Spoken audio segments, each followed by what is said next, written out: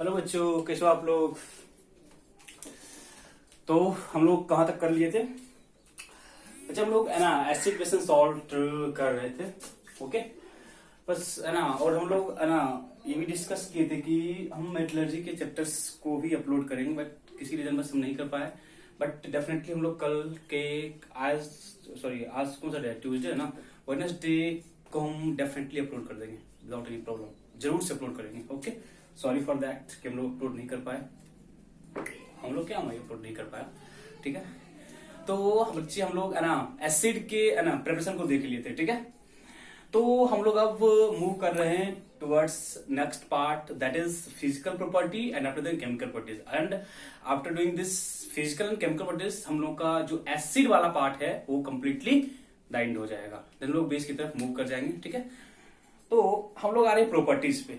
तो हम लोग देंगे topic properties of acid. Properties of acid, properties of acid, properties of acid. जब हम लोग स्टार्ट किए थे बच्चे ना, जब हम लोग एसिड बेस सॉल्ट को स्टार्ट किए थे, उसमें भी हम लोग है ना प्रॉपर्टी के रिगार्डिंग कुछ डिस्कशन किए थे, ठीक है। जब हम लोग स्टार्ट किए थे उस समय भी हम लोग प्रॉपर्टी के रिगार्डिंग कुछ आई थिंक कुछ डिस्कशन किए थे, ठीक है, कुछ डिस्कशन किए थे। तो जो फर्स्ट प्रॉपर्टी है कि जो एसिड है उसके टेस्ट के बारे में हम लोग बात करते हैं, ठीक है। उसके टेस्ट के बारे में हम लोग बात करते हैं, एसिड के टेस्ट के बारे में कि एसिड का टेस्ट कैसा होता है ना, क्या है नहीं है। पता है हम लोग को कि एसिड का टेस्ट क्या होता है, सॉर होता है। SOUR है ना, टेस्ट क्या होता है, सॉर। एसिड का होता है सॉर इन टेस्ट। अब ये है कि हम लोग बच्चे एसिड को टेस्ट करते ही नहीं है, ठीक है। एसिड को टेस्ट करते ही नहीं है, गलत कॉन्सेप्ट है। करते हैं बट कुछ स्पेसिफिक टाइप के एसिड के लिए, कुछ स्पेसिफिक टाइप के एसिड के लिए। जैसे हम लोग क्या बोले, जैसे टमाटो है ना, लेमन है, ठीक है ना, बहुत सारे है ना, बोलते हो ना कि है ना आपको है ना पाइनएप्पल है, ठीक है, आप है ना संतरा की बात करते हो। तो ये सारे इन सब में क्या है, कुछ ना कोई एसिड प्रेजेंट है, हम उसको टेस्ट करते हैं। बट कभी आप देखो कि सल्फ्यूरिक एसिड को टेस्ट क्यों, है ना, HCl को टेस्ट क्यों, नाइट्रिक एसिड को टेस्ट क्यों नहीं करते। बट कार्बोनिक एसिड को टेस्ट करते हैं, बिकॉज जो कोल्ड ड्रिंक्स है, जितने भी आपके सॉफ्ट ड्रिंक्स हैं, उसमें कार्बोनिक एसिड क्या है, प्रेजेंट है। इट मीन्स जो है ना एसिड को टेस्ट करने की, टेस्ट नहीं करने का जहां तक हम लोग बात करते हैं, उसमें एक कंडीशन ला दी है। उसमें क्या किया हम लोग, कंडीशन ला दी है कि जो भी मिनरल्स एसिड हैं, जो भी मिनरल्स एसिड हैं, minerals acid that is they are made from inorganic compounds या इनऑर्गेनिक मेथड्स से जो फॉर्म होता है, तो उसको हम लोग टेस्ट नहीं करते except carbonic acid. Except carbonic acid, it mean except carbonic acid, except carbonic acid that is H2CO3, all minerals acid cannot be tested.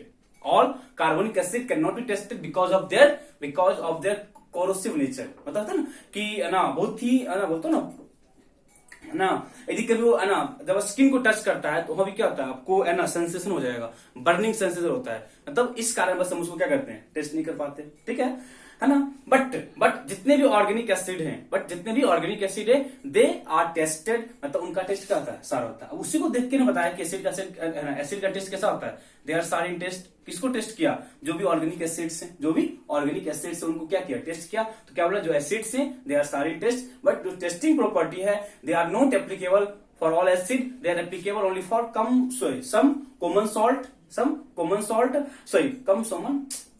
Some common types of acid, सबके लिए एप्लीकेबल नहीं है। तो कहां पे एप्लीकेबल है, only for organic acids. But in case of minerals acid हम क्या बोलेंगे, ओनली कार्बोनिक एसिड को हम टेस्ट कर सकते हैं, ठीक है।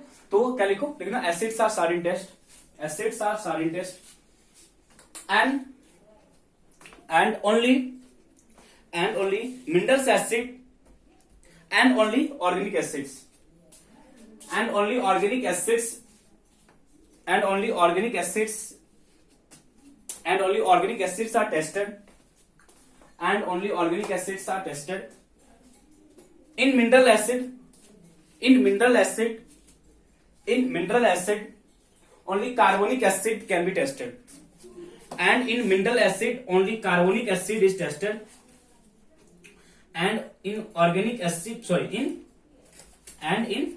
क्या बोले आपको, mineral acid only organic and in mineral acid only H2CO3 is tested, can be tested, no? Only carbonic acid that is H2CO3 can be tested because because minerals acid are corrosive in nature.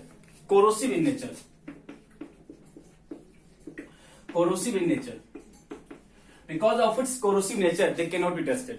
Test नहीं किया जा सकता है because of their corrosive nature. But organic acid में corrosive nature का जो extent है बहुत ही लेस होता है, इस करके हम उसको टेस्ट कर लेते हैं. ठीक है, फर्स्ट फिजिकल प्रॉपर्टी क्या था? टेस्ट. ठीक है, सेकंड है उसका फिजिकल स्टेट. सेकंड क्या है इसका? Physical state. सेकंड है इसका फिजिकल स्टेट, मतलब एसिड्स किस फिजिकल स्टेट में क्या है? प्रेजेंट है. हम लोग पता है किसी भी सब्सटेंस का 3 फिजिकल स्टेट है. कौन कौन सा? सॉलिड है, लिक्विड है और क्या है? गैस है. किसी भी सब्सटेंस का मेरे पास 3 फिजिकल स्टेट है, solid, liquid and gas. Same चीज हम आएंगे किसके लिए लेके? एसिड के लिए. तो some acids are in solid form, some are in liquid form, but gases के बारे में हम लोग बात नहीं करते हैं. तो बात यहां पे आ गई कि सॉलिड में भी है, लिक्विड में भी है. सॉलिड में है तो एसिड कैसे बोलेंगे बच्चे? सॉलिड में है तो वाटर में डालो एसिड की तरह बिहेव करेगा. ठीक है, हम लोग पढ़ चुके हैं कि जो एसिडिक प्रॉपर्टी है उसके लिए एक्वस का होना जरूरी है. अब किसी भी एसिड को देखोगे तो उसके बगल में आपको AQ लिखा रहेगा. AQ stands for its aqueous nature. AQ stands for its aqueous nature. वैसे ही तो सॉलिड फॉर्म में भी कुछ एसिड प्रेजेंट है. Some acids are in solid form and some are in liquid form, and in liquid form some are volatile and some are non volatile. Some are volatile and some are non volatile. तो volatile क्या होता है, non volatile क्या होता है, इसके बारे में हम लोग बात करेंगे. देखो तो लिखना some acids are present in solid form. Some acids are present in solid form. Some acids are present in solid form. For example, some acids are present in solid form. For example, boric acid H3BO3. आप लोग oxalic acid की बात कर सकते हो, H2C2O4. बस जरा कुछ याद रखना है. Oxalic acid and boric acids are the common example of acid which are exist in solid form. ठीक है, तुम क्या बोले? कुछ एसिड्स कहां पे होते हैं? सॉलिड फॉर्म में. For example boric acid and oxalic acid. ठीक है, अब जब हम लिक्विड स्टेट की बात करते हैं लिखना and some acids are present in liquid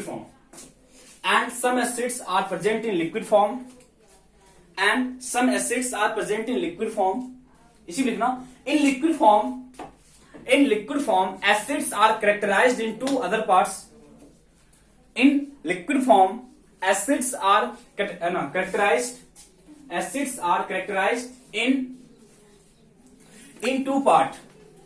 Acids are characterized in 2 part. First is volatile and second is non-volatile. Volatile and non-volatile. मतलब लिक्विड में कुछ वोलाटाइल है, कुछ नॉन वोलाटाइल है. ठीक है, अब देखो वोलाटाइल एंड नॉन वोलाटाइल का क्या मतलब है? वोलाटाइल वो एसिड है जिसका कि वेपर बन सकता है.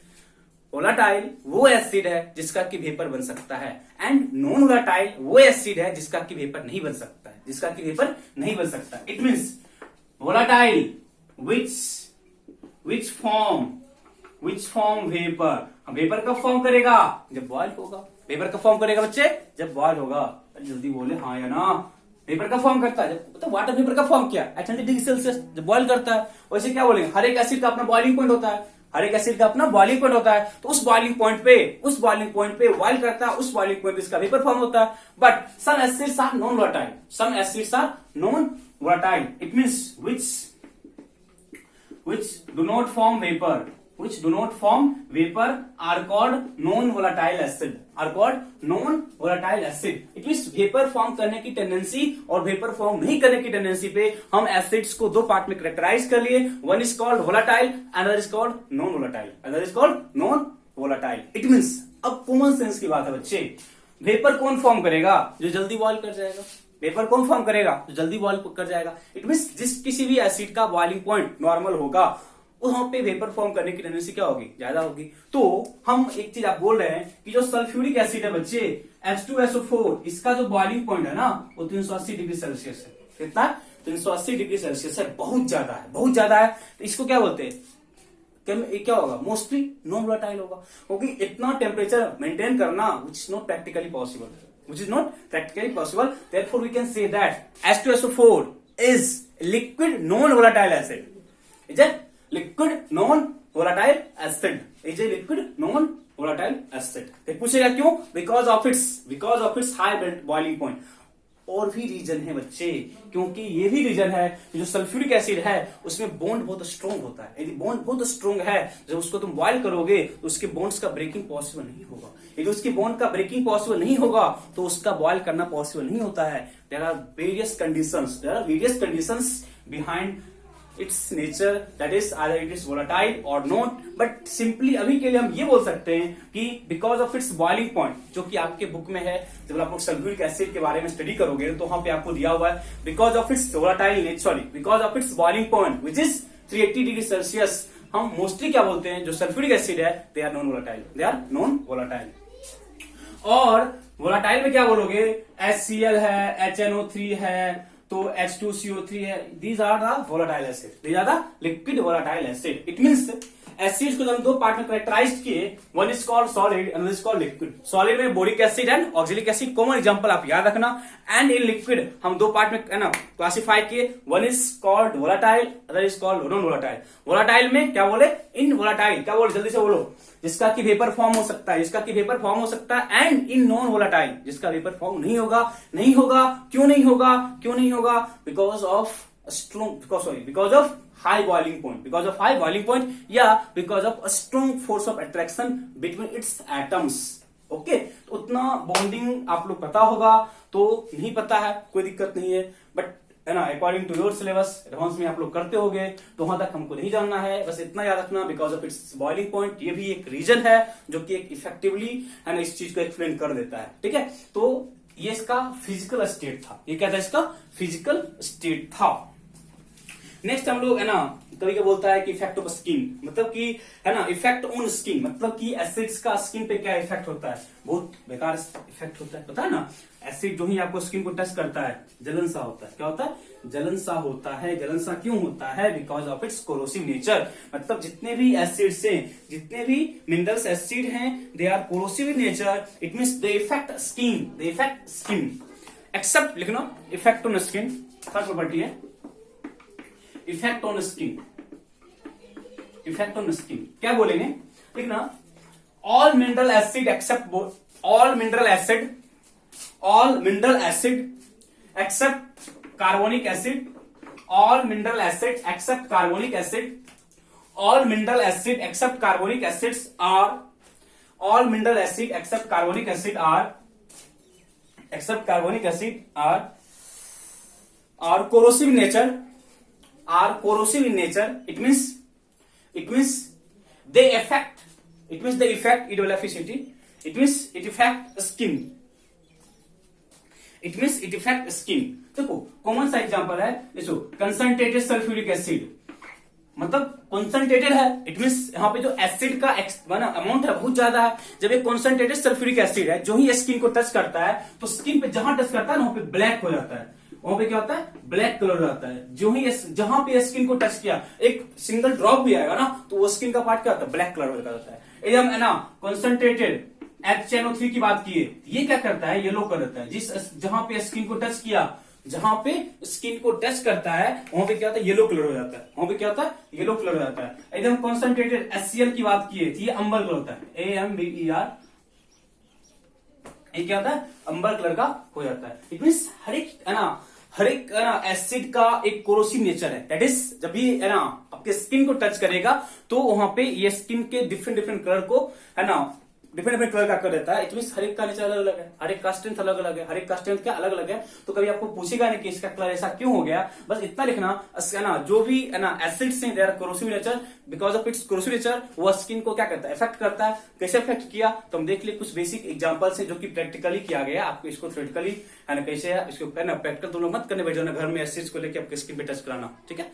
तो कुछ होते जीनियस होता है, पहले आप देखते हो ना है ना, जब बच्चों में आप लोग आई थिंक हम लोग को देखे थे, आप लोग देखे होंगे तो शक्तिमान आता था, पता शक्तिमान, तो जब लोग देता उसका स्टंट ना, जब वो है ना तुरंत घुमा शक्तिमान करके नीचे आया तो बहुत बच्चे भी उसके क्या किया, उसके ड्रेस पहन के ऐसा करने लगे, ठीक है। तो है ना, तो उस पर बहुत बाद में कार्रवाई हुई कि इसको बंद करो, ऐसे करो ऐसे करो। तो होता है ना, आप किसी देखोगे ना, किसी भी जब आप मूवी वगैरह देखते होंगे ना, तो वहाँ पे एक ऐड आता है कि है ना ये स्टंट है ना किसी एक्सपर्ट के है ना, बोलते हो ना किसी एक्सपर्ट के है ना प्रेजेंस में किया गया है, मतलब उसका वहाँ पे सजेशन लिया गया। तो टीचर्स भी जब आपको है ना लैब में जाते हो ना, कभी स्कूल के लैब में जाते हो तो टीचर्स बोलता है कि कुछ अपने आप मत कर लेना, ठीक है। तो इसका ना हर जगह प्रिकॉशंस होते हैं। वैसे क्या है, ये एसिड से इनका ये प्रॉपर्टी आपको पता है। तो कुछ सतन कुराफाती जिनको की है ना उल्टा पुल्टा करने मजा आता है, वो सब बच्चे ऐसा काम करते हैं, ठीक है। तो आप लोग एक्सपर्ट जीनियस हो, आप लोग होशियार हो, तो आप लोग नहीं करोगे, ठीक है। तो बस ये सिंपली क्या बोला, स्किन जो भी थे है ना पड़ोसी नेचर का था, इसका हम इसके प्रॉपर्टी को इस तरह से लिख सकते हैं। नेक्स्ट लिखना, change the colour of indicator, change the colour of indicator, change the colour of indicator, change the colour of indicator, change the colour of indicator. पता है आप लोग को इंडिकेटर क्या है? इंडिकेटर क्या है? इंडिकेटर पता होगा जो इंडिकेट करता है, पता है ना, ये सिंपली बोलेगा ना, यदि कोई है ना अनपढ़ गवार को बैठा दिया, बोला वो चीज इंडिकेटर, जो थोड़ा बहुत इंग्लिश का पता होगा, जो इंडिकेट करता है, किस चीज को इंडिकेट करता है, तो साइंस में आ गया, किस चीज को इंडिकेट करता है, किस चीज को इंडिकेट करता है। देखो इंडिकेटर का जब भी आपको कहीं वर्डिंग आ जाए तो तुरंत से आपका दिमाग आना चाहिए एसिड बेस सॉल्ट चैप्टर में, मतलब जो उस पॉइंट को हम इंडिकेटर बोलते हैं, या उस है ना कॉम्प्लेक्स कंपाउंड को हम इंडिकेटर बोलते हैं।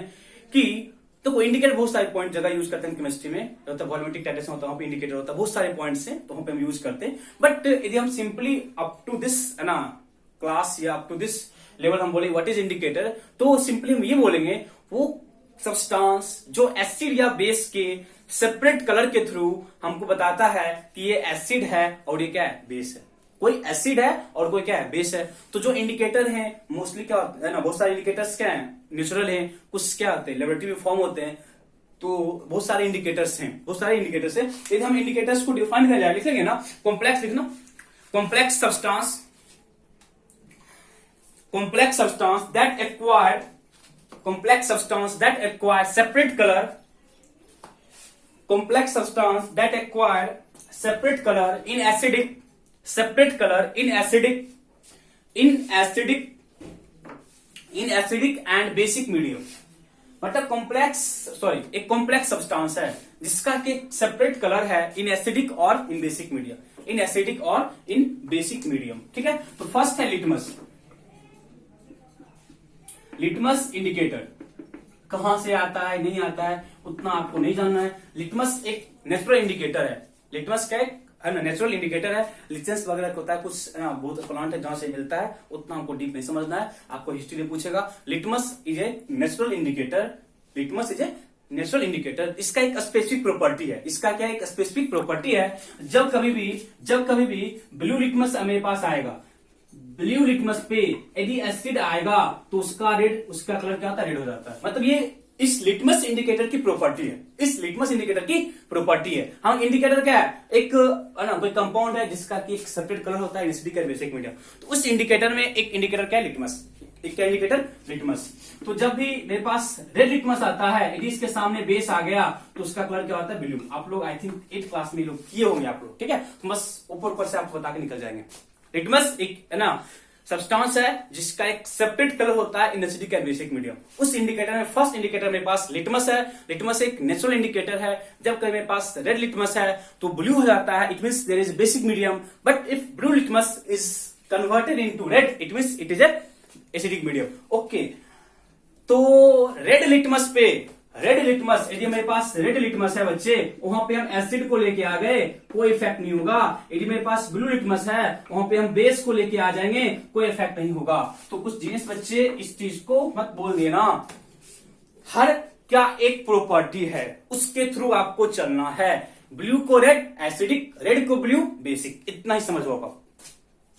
इट मींस रेड के सामने लेके आ गए कोई इफेक्ट नहीं होगा, यदि ब्लू के सामने बेस को लेके आ गए कोई इफेक्ट नहीं होगा। तो ये चीज आप याद रखना, तो है ना दिमाग मत लगा रहना, ये चीज बेसिक चीज है, आप इसको याद रखना, ठीक है।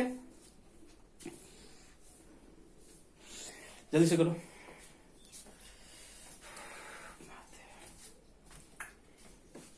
ठीक है, लिख ले। अब देखो, फर्स्ट इंडिकेटर मेरे पास क्या था, लिटमस। फर्स्ट इंडिकेटर मेरे पास क्या था, लिटमस। सेकेंड है मेरे पास है ना रेड कैवेज।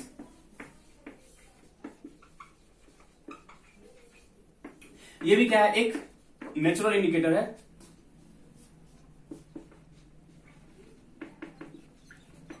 ये भी क्या है, नेचुरल इंडिकेटर है, जो कि क्या बोलते हैं ना, है ना red cabbage extract. Red cabbage क्या बोलते हैं, एक्सट्रैक्ट, जो कि मिलता है, कहां से मिलता है, दिस इज मतलब red cabbage extract, red cabbage extract obtained from, जो कि जहां से मिलता है, this is obtained from red cabbage leaves, red cabbage leaves, जहां से ये मिलता है। और इसका भी एक स्पेसिफिक प्रॉपर्टी है, इसको लिखो जल्दी।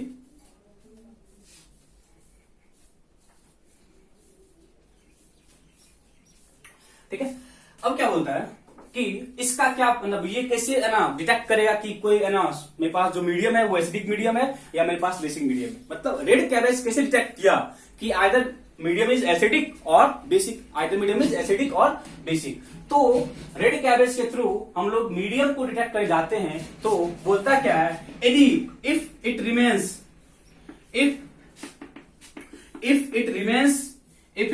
Red, it means the solution is acidic in nature. If red cabbage remains red, it means the solution is acidic in nature. But if it turns green, it means it is basic medium. It means the color of red cabbage changes depending upon the medium. If it maintain its color, it means it is acidic medium. But if the red color changes into green, it means the medium is basic. So red cabbage extract is a natural indicator which is obtained from red cabbage leaves. And the property of red cabbage depends upon the medium. That is, if it maintains its color, that is red, then the medium is acidic. Otherwise, यदि green हो गया तो क्या बोलेंगे, medium क्या होगा, basic. तो हम सेकेंड इंडिकेटर किए, बहुत सारे इंडिकेटर है, मिथाइल ऑरेंज है, फिनोल्फ्थालीन है।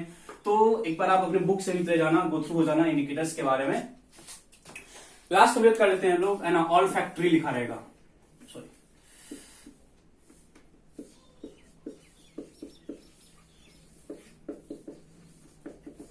All factory indicator. मतलब ये भी क्या एक नेचुरल है ना, ये भी क्या है नेचुरल इंडिकेटर है। अब देखो, एक जो ऑल फैक्ट्री है ना, इसका एक मीनिंग होता है सेंस ऑफ स्मेल। मतलब जो किसी चीज को क्या कर सकता है, स्मेल कर सकता है ना, मतलब उस चीज को सूंघ के बता सकता है क्या है। They are called olfactory indicator. मतलब लिख लो भाई इसका, एक ना, those substance which smell, SMELL, those substance which smell changes in acidic or basic medium, which smell changes in acidic or in basic medium, are called olfactory indicator. Example है ना, vanilla है, clove oil है, और मेरे पास onion है। मेरे पास क्या onion है। अब देखो इसका एक बहुत आपको है ना, देखते हो कि डे लाइफ में एग्जाम्पल, आप कभी देता हो रेस्टोरेंट में खाना खाने, देखना आप जगहों पे आपको मिलेगा ओनियन ना, उसमें सिरका मिलाया जाता है। उसमें क्या होता है, सिरका में, पता है सिरका में क्या होता है, एसिटिक एसिड। तो अब बताओ, एसिटिक एसिड वहां पे क्यों डाला जाता है? एसिटिक एसिड आप पता है कि वहां पे क्यों डाला जाता है, बता सकते हो?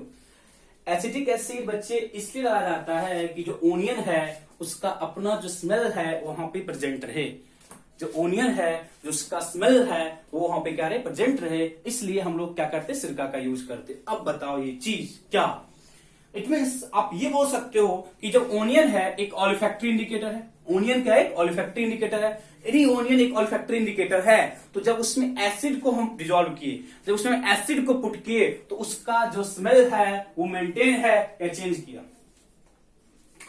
ओनियन एक ऑलिफैक्टरी इंडिकेटर है, फिर से हम बोल रहे हैं ओनियन एक ऑलिफैक्टरी इंडिकेटर है, यदि उसमें हम एसिडिक सॉल्यूशन को डाले तो जो ओनियन है उसका कलर रहेगा, सॉरी उसका जो स्मेल है वो रहेगा कि नहीं रहेगा, जल्दी बोलो। डे लाइफ का एग्जांपल है, इट मीन्स क्या होता है, उसका स्मेल रहता है। इट मीन्स हम ये बोल सकते हैं कि ओनियन में जब एसिडिक सॉल्यूशन आया तो उसका जो स्मेल है, जो उसका स्मेल है वो क्या होता है, मेंटेन होता है, उसका जो स्मेल है वो क्या है, मेंटेन्ड है, स्मेल क्या उसका मेंटेन्ड है। बट यदि ओनियन को डाले बेसिक सॉल्यूशन में तो जो उसका स्मेल है, स्मेल को हम डिटेक्ट नहीं कर पाते हैं, जो उसका स्मेल है, उसका जो ओनियन का अपना स्मेल है वो डिटेक्ट नहीं होता है, स्मेल डू नॉट डिटेक्टेड,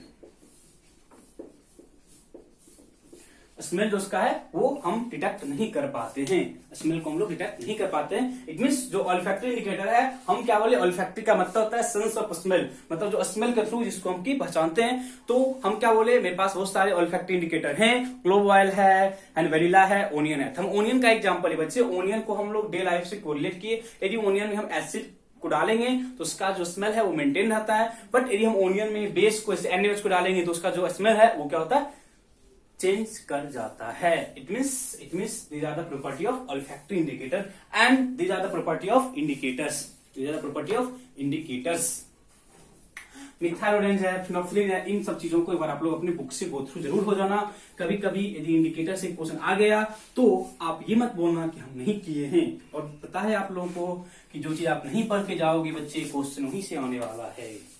नहीं पढ़ के जाओगे, एग्जाम के बाद आओगे, बोलोगे अरे यार ये तो हम पढ़ के नहीं गए थे, ये पढ़े थे तो मेरा 100 मार्क्स आ जाता, 90 आ जाते, 80 आते, अपने अपने लेवल है।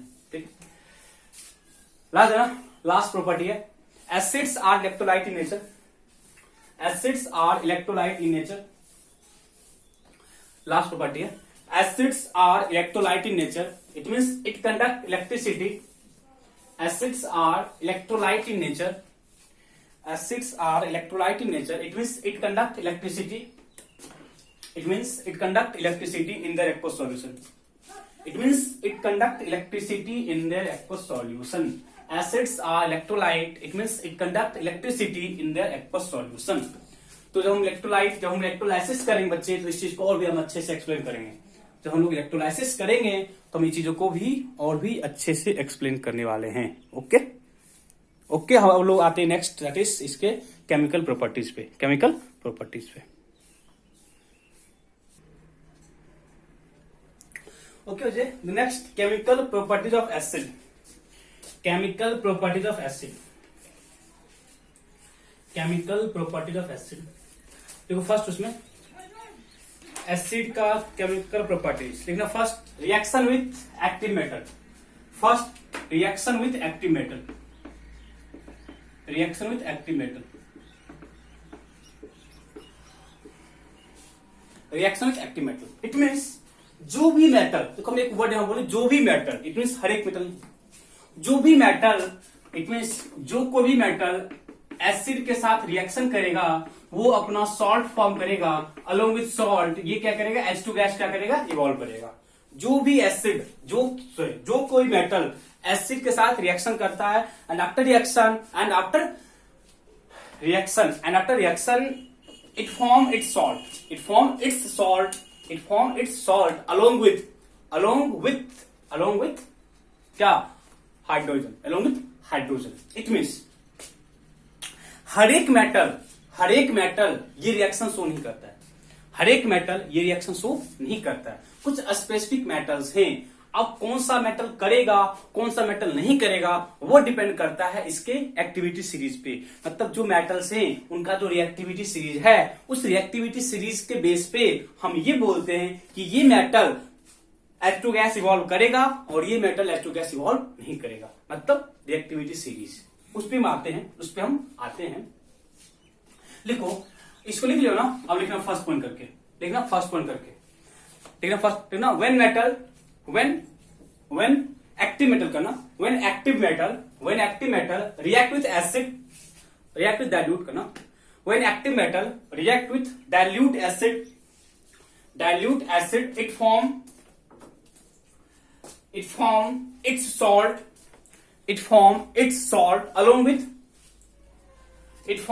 salt along with hydrogen gas. It form its salt along with hydrogen gas,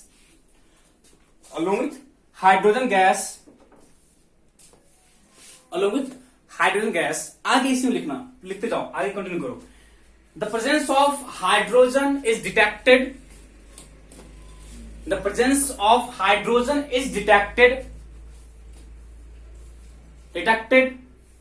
Detected by its pop sound.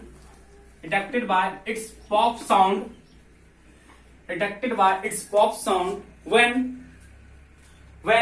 a burning candle, when it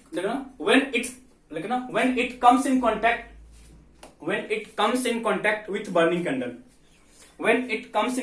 with burning candle,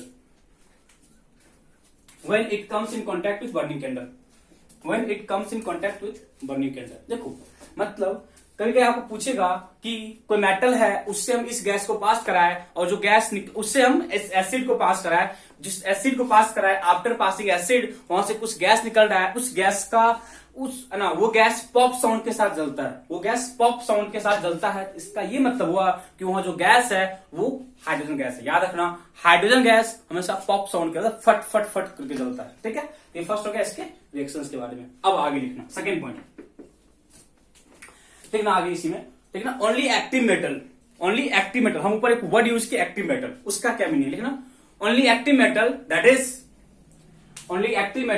is which is more reactive than hydrogen. Only active metal that is which is more reactive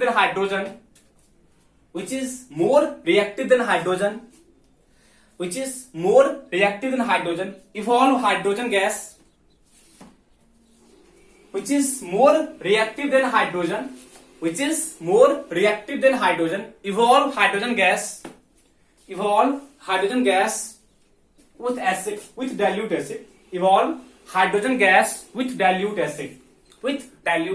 It means reactivity series, अभी हम लिखेंगे reactivity series में जो metal hydrogen से ऊपर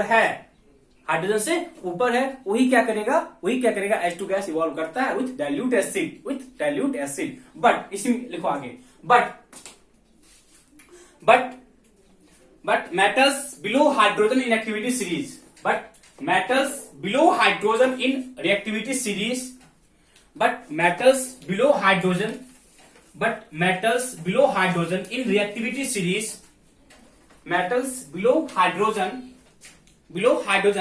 reactivity series do not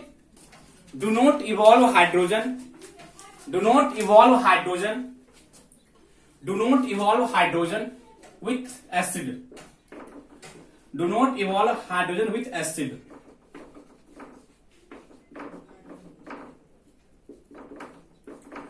अब इसको लिख जल्दी से, इस रिएक्टिविटी सीरीज को लिख लेना।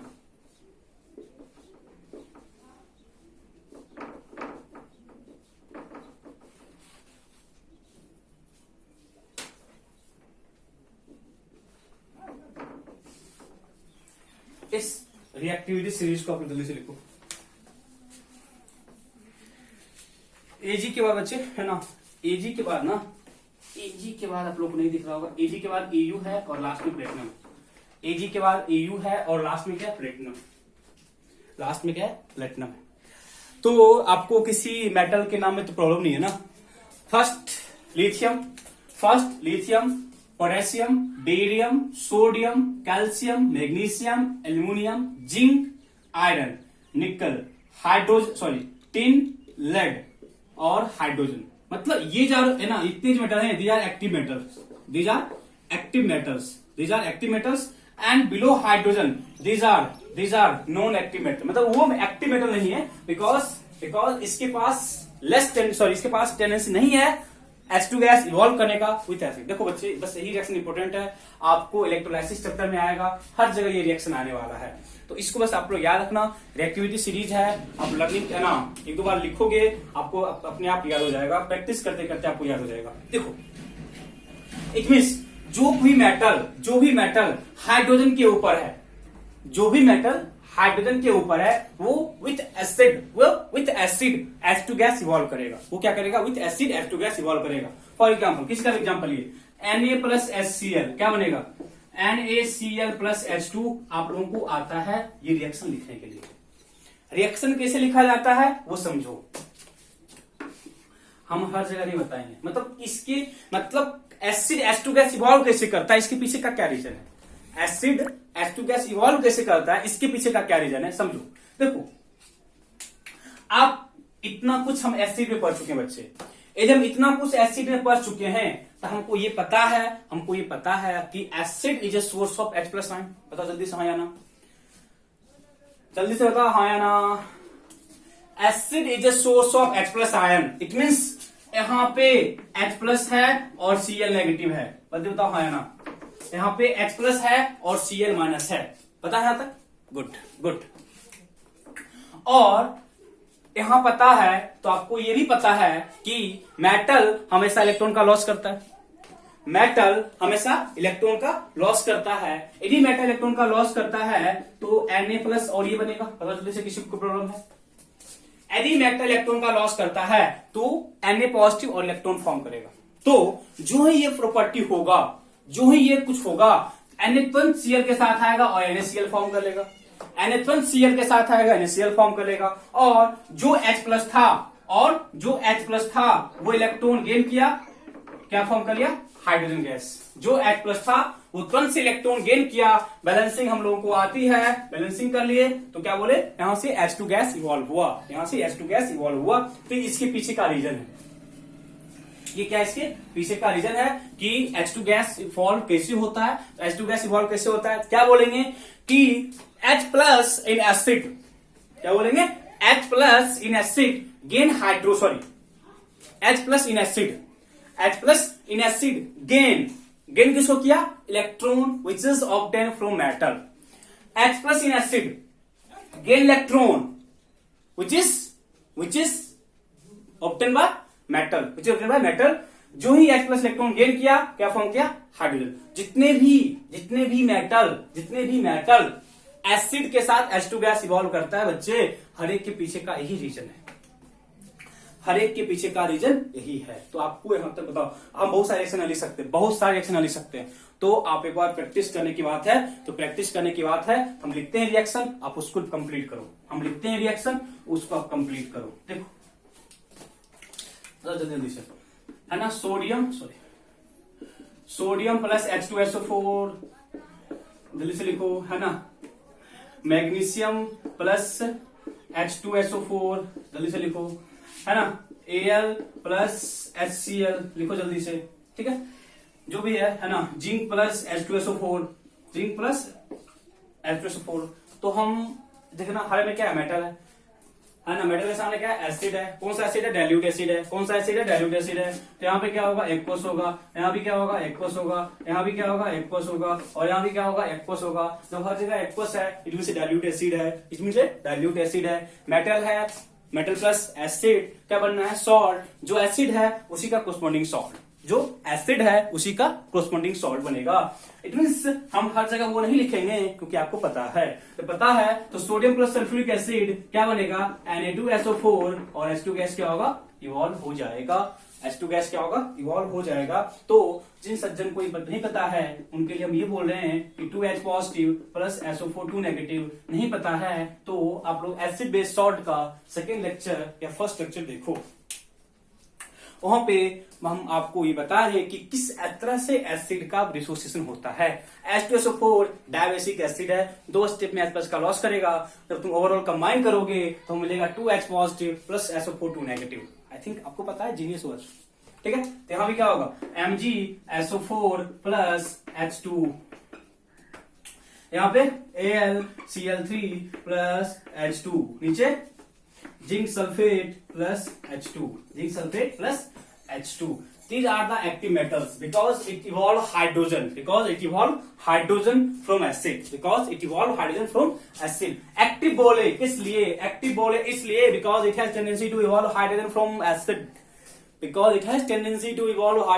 acid. Therefore, it is called active metal. But कुछ ऐसे भी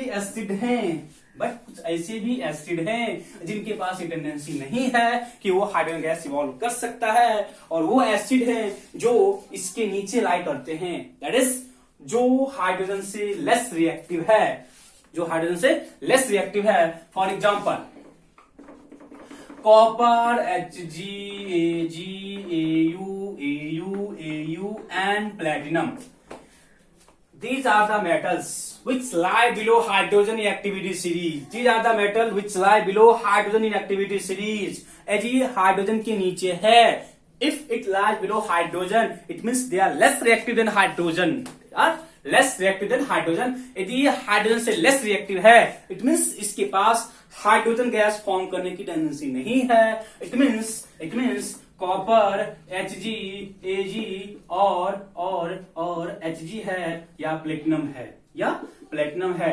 इन सब के सामने यदि कोई डाइल्यूट एसिड आ गया तो यहाँ पे रिएक्शन नहीं होगा. बच्चे इसका ये मतलब है कि वहां पे H2 गैस इवॉल्व नहीं होगा. H2 गैस इवॉल्व नहीं है. देखो H2 गैस इवॉल्व नहीं है, इसका मतलब ये रिएक्टिव नहीं है. रिएक्टिव है बट हाइड्रोजन से कम रिएक्टिव है.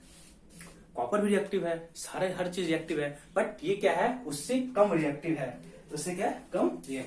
ठीक है. तो जल्दी से इस चीज को लिखो आप जल्दी से.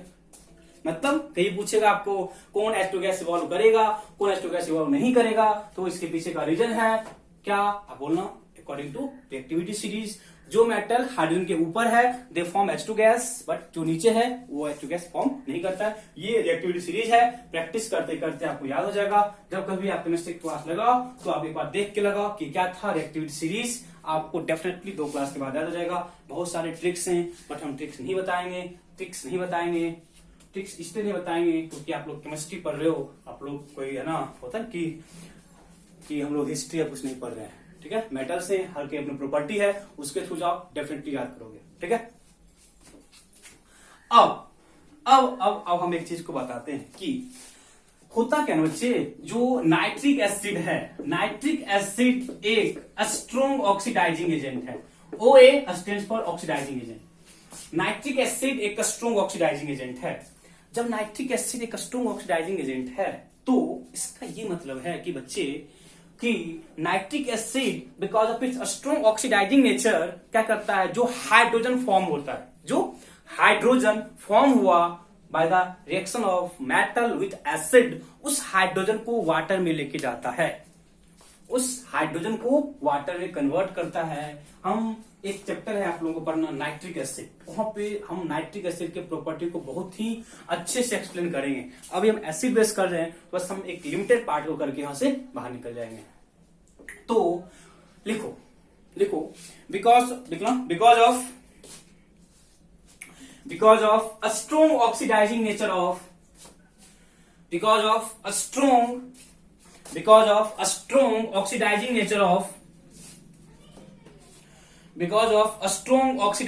of dilute nitric acid, because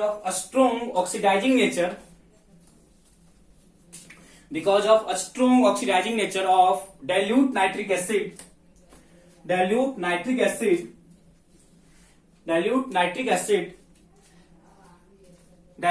acid, it does not form hydrogen from acid. It does not form hydrogen it does not form hydrogen with metal, because nitric acid convert hydrogen into water.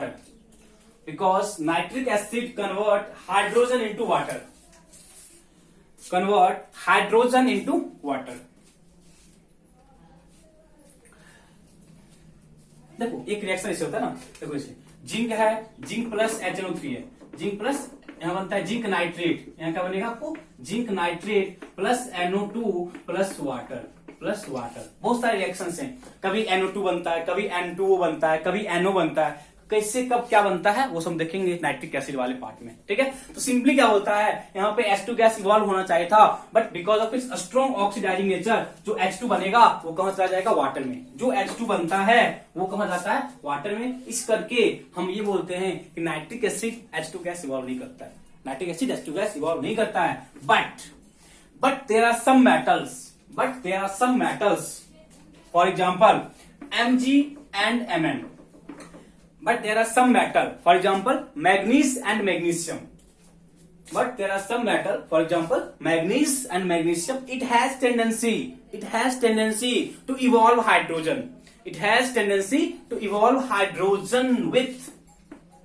With 1% nitric acid. 1% nitric acid का मतलब ये हुआ बच्चे कि वहां पे 1 part nitric acid का होगा और 99 पार्ट वाटर का होगा। 1 पार्ट नाइट्रिक एसिड का होगा और 99 पार्ट किसका होगा, वाटर, सॉरी 1 पार्ट किसका होगा, नाइट्रिक एसिड का, और 99 पार्ट किसका होगा, वाटर का। इट मीन्स डाइल्यूट बहुत ज्यादा है। इसका ये मतलब हुआ कि अब इसका जो ऑक्सीडाइजिंग नेचर था वो उतना पावरफुल नहीं होगा। यदि उतना ज्यादा नहीं होगा तो ये H2 गैस इवॉल्व कर सकता है। याद रखना, only these two metals having tendency to evolve hydrogen with 1% nitric acid, that is Mg plus HNO3, which is 1% diluted. 1% nitric acid 1% जब फॉर्म हुआ तो magnesium nitrate plus H2 gas form होगा। क्या होगा, magnesium nitrate plus H2 gas form होगा। Same manner से हम लोग ये बोल सकते हैं Mn plus nitric acid which is 1% form manganese MnNO3 का whole twice plus hydrogen. These are the acids which has tendency, these are the metals which has tendency to evolve hydrogen with 1% nitric acid. क्यों किया, because dilution बहुत ज्यादा है। यदि dilution बहुत ज्यादा है तो नाइट्रिक एसिड का जो ऑक्सीडाइजिंग नेचर है वो कम हो गया होगा बच्चे। तो क्या हो गया होगा, कम हो गया होगा। आप जल्दी से लिखो, इसको जल्दी से नोट कर ले, इसको नोट कर जल्दी से, ठीक है। अब देखो, जब ये है ना, इसकी प्रॉपर्टी है, किसकी प्रॉपर्टी है, कुछ मेटल्स की प्रॉपर्टी है, तो हम यहाँ पे इस वाले पार्ट को खत्म कर रहे हैं, क्योंकि आपको इतना पता चल गया कि कौन सा मेटल H2 गैस इवॉल्व करेगा, कौन सा मेटल H2 गैस इवॉल्व नहीं करेगा, क्यों नहीं करेगा। कुछ रिएक्टिव है, कुछ अनरिएक्टिव है। नाइट्रिक H2 गैस इवॉल्व क्यों नहीं किया और कुछ मेटल्स के साथ क्यों किया, जब किया तो वहां पे कौन सा नाइट्रिक एसिड प्रेजेंट था। तो इन सब चीजों के बारे में देखो, जब आप पढ़ोगे ना तो एक सीक्वेंस में पढ़ो, अपने आप सब कुछ याद हो जाएगा, कौन मेटल किया, कौन नहीं किया, नाइट्रिक एसिड क्यों नहीं किया, 1% नाइट्रिक एसिड क्यों किया, तो आपको तुरंत इन सब चीजों के बारे में पता चल जाएगा, ठीक है। तो next types of reaction, next neutralization reaction, I think हम ये करेंगे नेक्स्ट पार्ट, हम लोग नेक्स्ट क्लास में करेंगे, जहां पर हम लोग बेस को स्टार्ट कर लेंगे। और आज की क्लास के बाद आपको असाइनमेंट मिल जाएगा, आज वाले क्लास के बाद आपको असाइनमेंट मिल जाएगा, ठीक है। तो next reaction with base, that is neutralization reaction.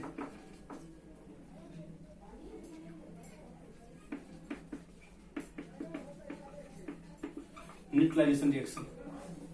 Then now, when acid react with base, it form. When acid react with base, it form its salt. When acid react with base, it form its salt. It form its salt along with water. And the reaction called neutralization reaction. Along with water, acid react with base, it form its salt along with water. And the reaction called neutralization reaction. Neutralization reaction that is कोई भी acid है plus base, कोई भी acid है plus base क्या form करेगा? Salt और water. क्या फॉर्म करेगा? सॉल्ट और वाटर। सॉल्ट, तो salt are chemically neutral, salt are chemical neutral. इसका क्या बोलते हैं रिएक्शन को? Neutralization reaction. बहुत सारे रिएक्शन हैं। NaOH प्लस H2SO4 क्या बनेगा? Na2SO4 plus water, Na2SO4 plus water. देखो कैसे होता है रिएक्शन। NaOH कैसे ब्रेक करेगा? Na positive plus OH negative break करेगा।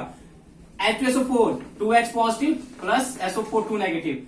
अपोजिट आयन का एक्सचेंज कराओ, ऑपोजिट आयन का एक्सचेंज कराओ। Na पॉजिटिव SO4 2 नेगेटिव क्या बन जाएगा? Na2SO4 H positive 2H negative. जब बैलेंस करोगे ना, जब बैलेंस करोगे तो देखो अपने आप सारा बैलेंस हो जाएगा। यहाँ पे 2 लाओ, 2 Na 2 OH नेगेटिव। इतना आप जीनियस हो।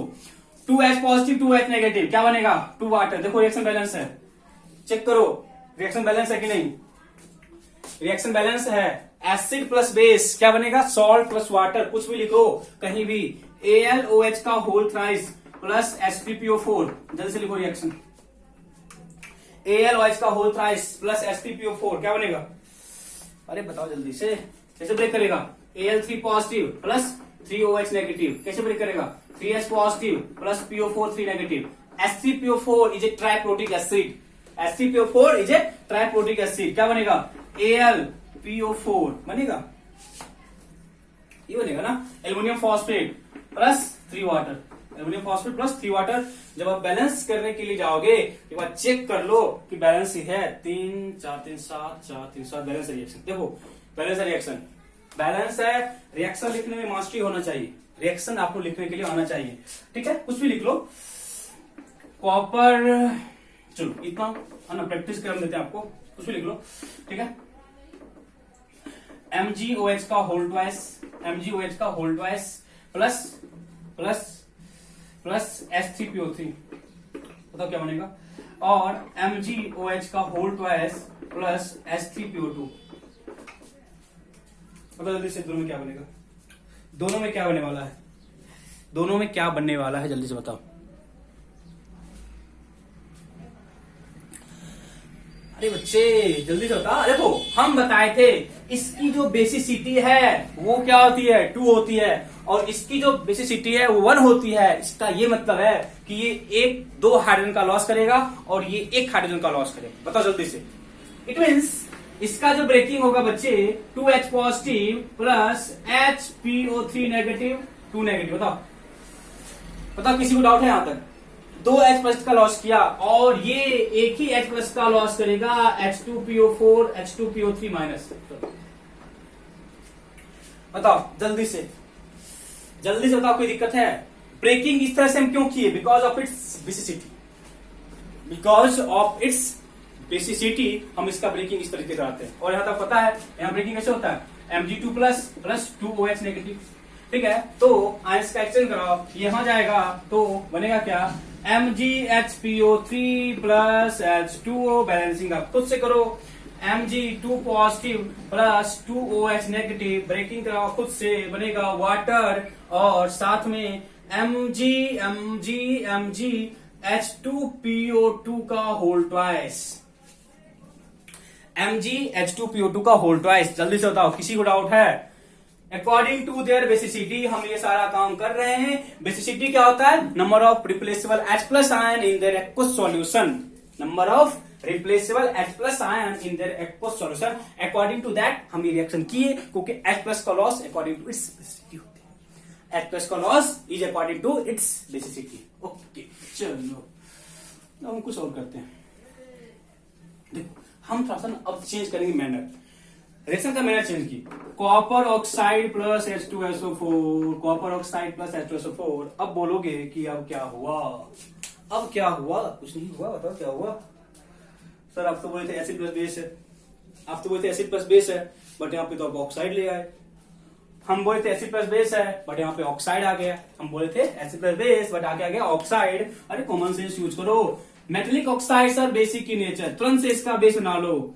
Metallic oxides are basic in nature. जो ही ये सोचे, मेरे दिमाग में ये आया कि यहाँ पे बेस होगा, यहाँ पे क्या होगा? बेस होगा। तो इसका हम बेस फॉर्म कर लिए, इसका हम क्या किए? बेस फॉर्म कर लिए। कराओ रिएक्शन। इसका हम क्या किए, बेस फॉर्म किए। जो ही इसका बेस फॉर्म किए तो मेरे पास क्या होगा रिएक्शन H2SO4, बता रिएक्शन क्या होगा, कॉपर सल्फेट प्लस क्या हो जाएगा वाटर। इसी मैनर से यदि हम MgO लेके आ गए और सामने हम H3PO4 लेके आ गए तो क्या होगा, सेम मैनर से यदि हम MgO लेके आ गए और सामने हम H3PO4 लेके आ गए तब क्या होगा, कुछ नहीं होगा, MgOH का whole twice plus 3H positive plus PO4 3 negative, इधर आयन गया जो गया क्या बनेगा, Mg3PO4 का whole twice plus water. It means जब कभी भी आपको मेटल्स के ऑक्साइड आ जाए, और आगे क्या आ जाए, एसिड आ जाए, आगे क्या आ जाए, एसिड आ जाए, तो आप जल्दी से उसको क्या करेंगे, जल्दी से उस मेटलिक ऑक्साइड क्या सोचोगे, बेस सोचोगे, उस मेटलिक ऑक्साइड का बेस सोचोगे, एंड एसिड प्लस बेस फिर से क्या बनता है, salt plus water. Acid plus base क्या बनता है, सॉल्ट प्लस वाटर। तो आपके प्रैक्टिस के लिए ये सारे प्रोसेस मैं लिख रहा हूं।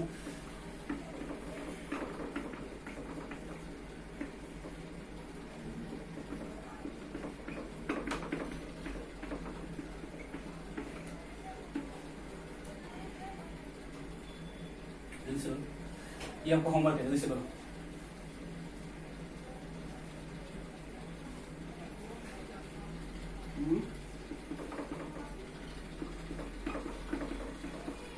तो इतने कर लेना, इसको जल्दी से कर लेना, ठीक है,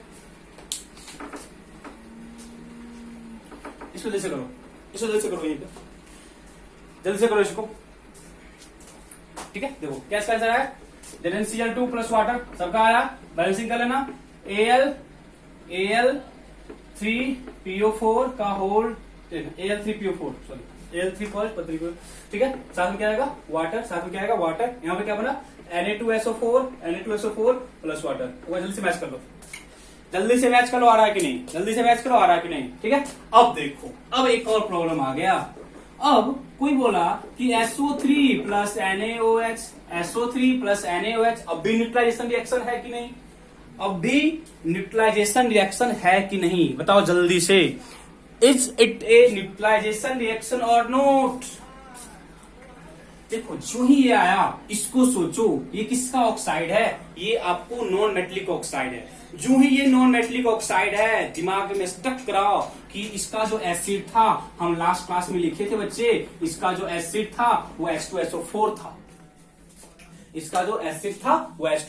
था, क्योंकि SO3 का क्लास देखना, SO3 सल्फर का ऑक्साइड है, नॉन मेटल है, तो जिसका ऑक्साइड होगा वो मेटलिक होगा। तो तन से आपको पता है रिएक्शन Na2SO4 प्लस वाटर। जल्दी से बताओ रिएक्शन बताओ, CaOH का होल ट्वाइस प्लस N2O5, बताओ जल्दी से, CaOH का होल ट्वाइस प्लस N2O3, जल्दी से